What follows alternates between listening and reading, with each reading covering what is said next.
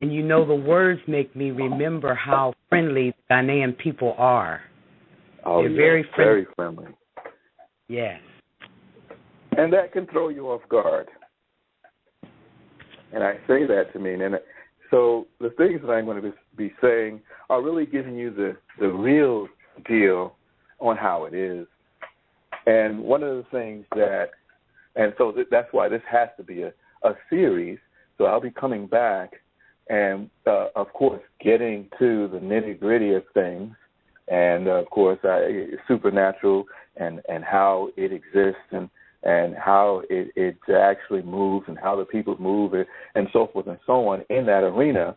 But I want to make sure that I lead up to that and not leave gaps of, and it helps to get it from the perception or the perspective of a, quote, Westerner or someone who's grown up in the Western side and being able to articulate it. And I'll be articulating it from a different perspective than the normal, what I've seen as the Pan-Africanist and Egyptologist and so forth and so on. And because I looked into that, I studied all that, and I analyzed what they were saying, and then I did my own research, but not just my own research, but I had my own experience and experiences with the supernatural and experiences with the spirituality or the spiritual darkness and the light in Africa. So it was really a eye-opening experience. And, of course, in order to really understand and get the essence of it, you have to go through it. And going through a lot of it is not easy. It was actually life-threatening. So if I didn't have the Creator there and my family there with their prayers and help on this side, I would have been dead by all means. And that is the fate of quite a few of our African American people that go over there because they don't understand the how can I say the environment. They don't understand what's going on. They don't understand what people do and how they do it. They just don't understand it. And many times if you try to express it to them, they will ignore you or mock you or laugh at you. And some of those very people are the ones that end up being victims. So it's very interesting. So I believe I was talking about how I was feeling, and we were talking about the friendliness of the Ghanaians. And, yes, they're very friendly and warm people. But also, because of that, they are very adept at getting close to you and adept at swindling and embezzling. And it's just a culture that has pervaded not only Ghana, but most of Africa. And we have our corruptness here, which is really coming at being exposed a whole lot more now.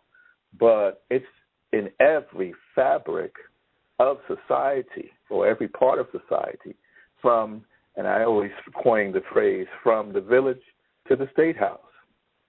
And it's a part and a way of life.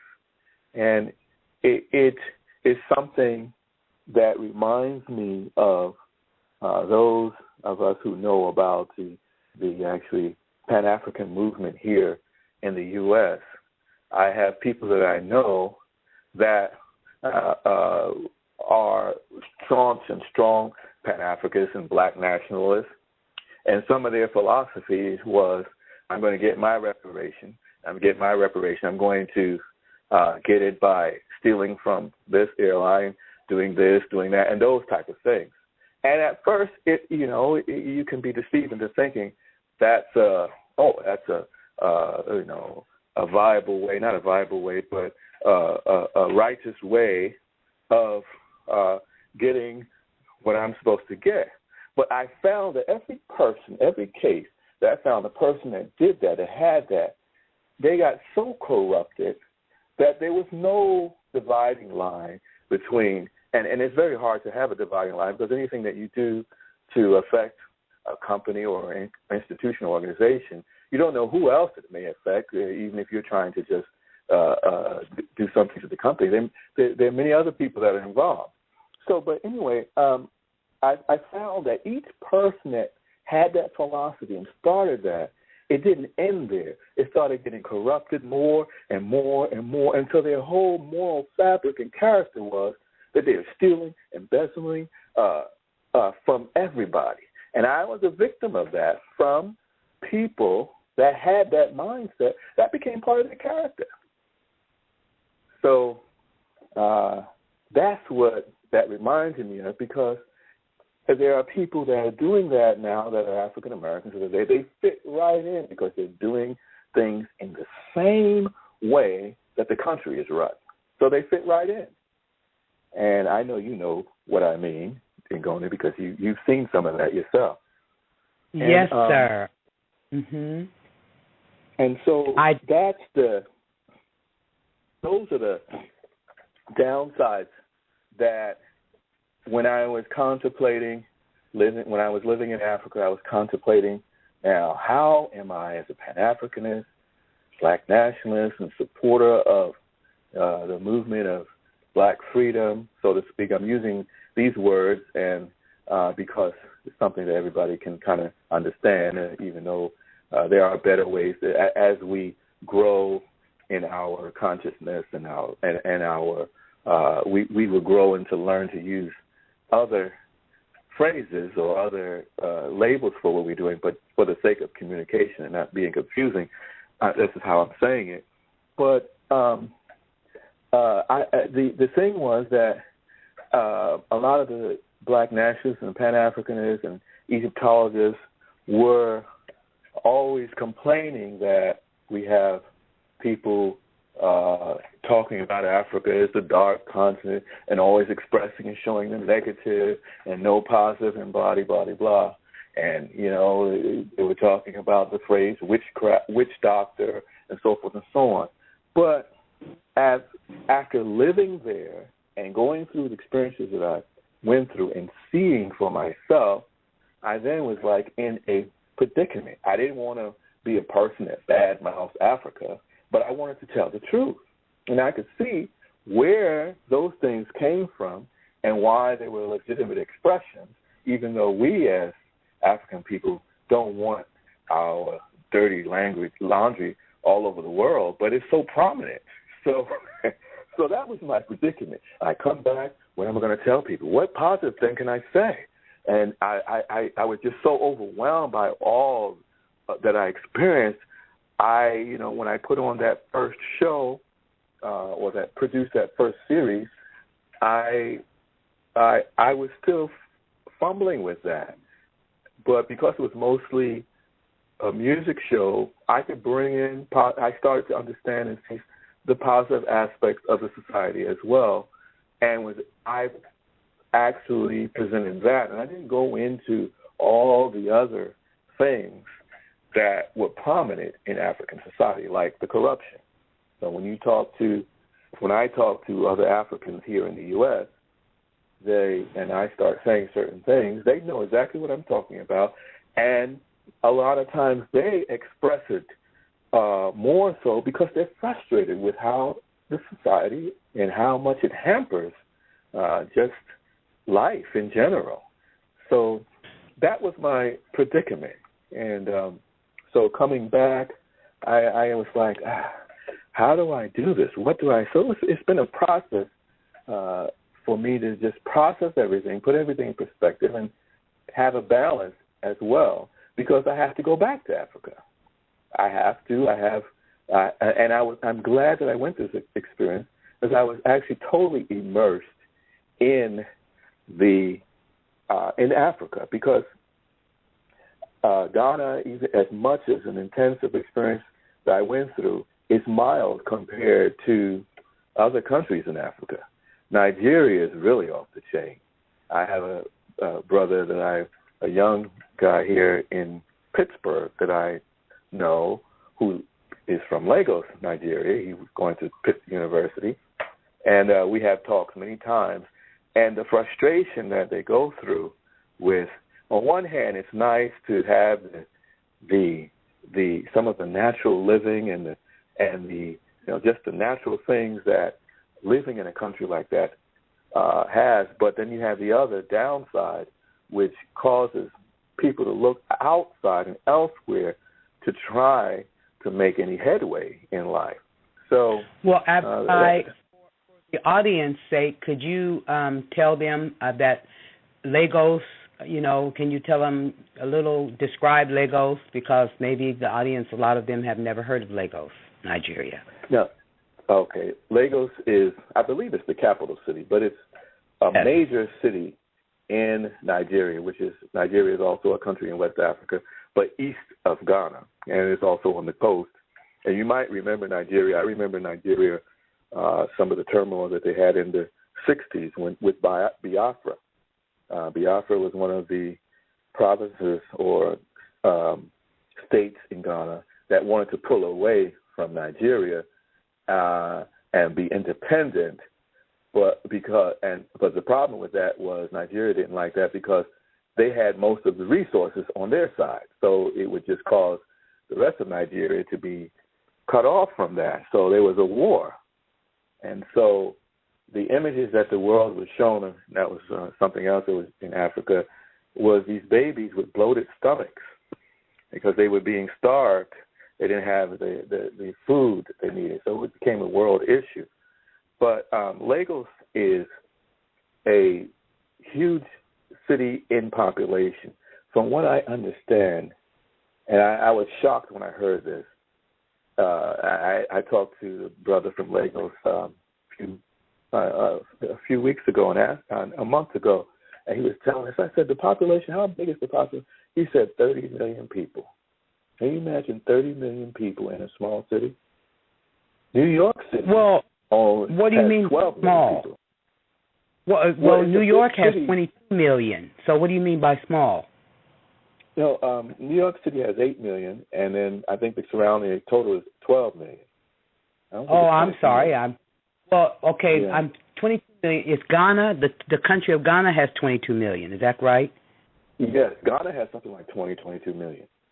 So but that's the 30 million people in a city. And Lagos is not as large as Ghana. It's a city in a state. So the compression of people and it is so overwhelming.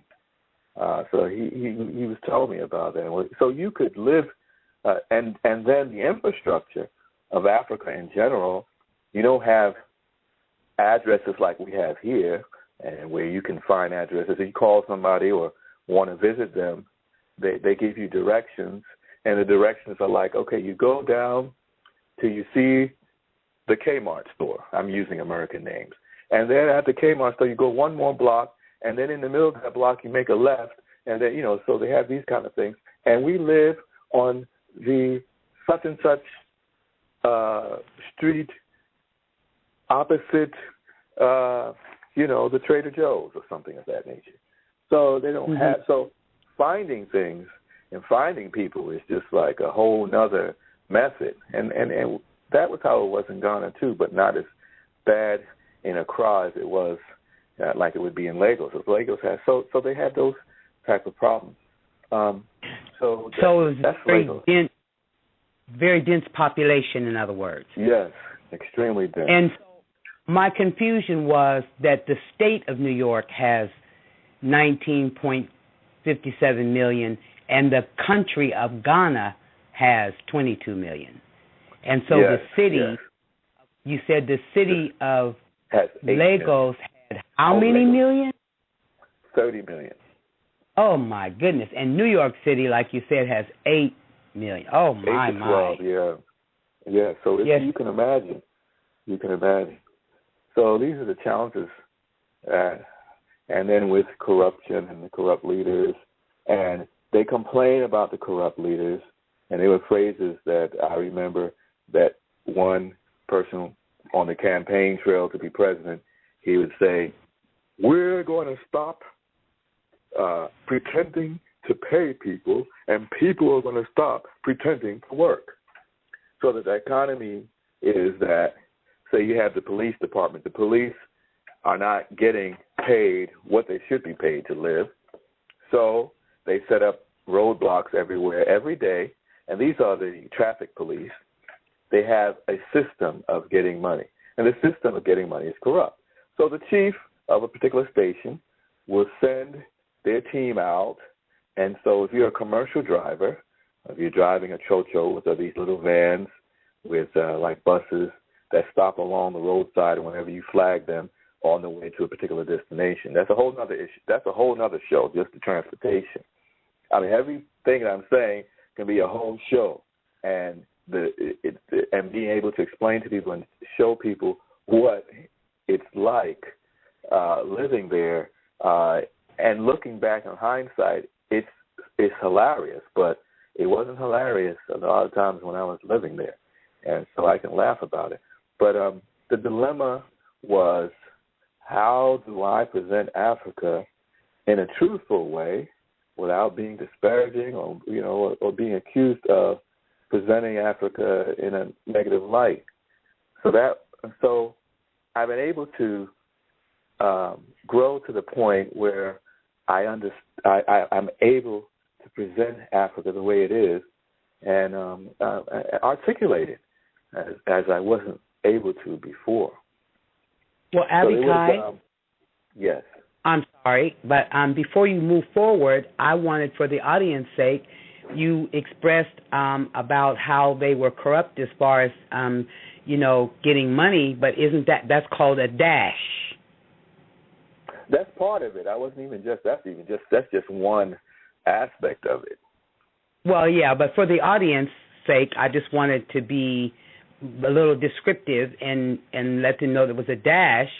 It's called a dash. In other words, that you have to pay the police to pass down the road, or taxi drivers have to give the police or the army money to pass by. And that's happening here now. Oh, really? Yes, I didn't know it was going that far here. Uh-huh. Yes, the police are taking people's cash from them on the road. Women, old folks. Oh, yeah. On the highways, on the stop. Yeah, they're doing it here now. So you talk about corruption. It's here. Yes. That I know, and it's being uncovered more and more. And yes. So that's so it's in the fabric of society. And there was something that I wanted to share, and I'll have to come back to it because I didn't remember. It was a story. I always like to jump on these stories because the stories are so of the experiences, because they're so descriptive, and it really brings the point home of how it actually is, living there.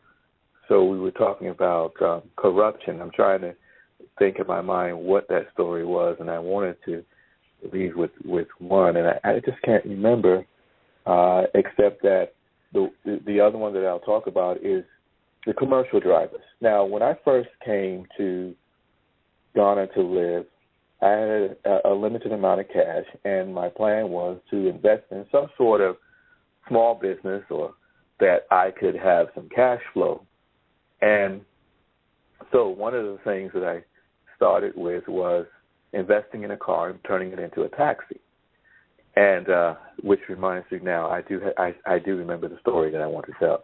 So to make a long story short, I won't tell you all. I'll save that part for another show. But I eventually ended up driving my own taxi.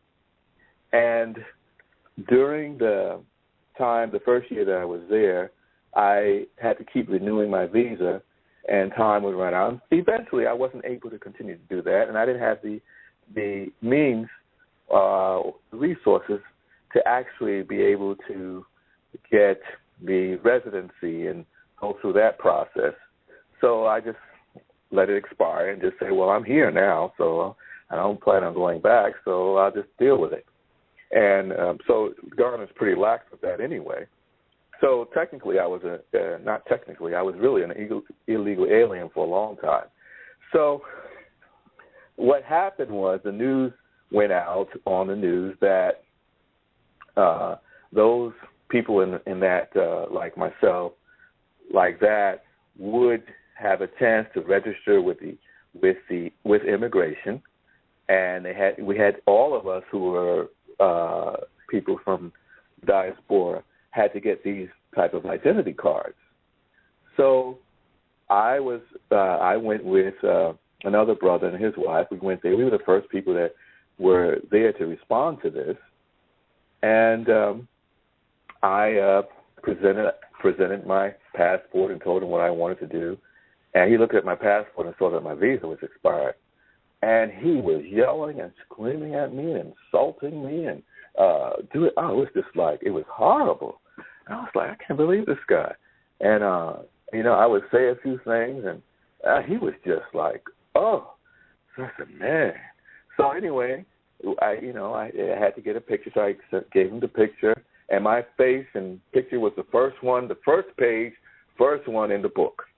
So then we went through all this process, and then only to find out that they had delayed it and that I had already paid a little money that I'm supposed to pay, and only to find out he couldn't complete the process and that they would notify us when they will resume this again. So I couldn't get my money back, and I needed the money, but, so I had to just deal with that.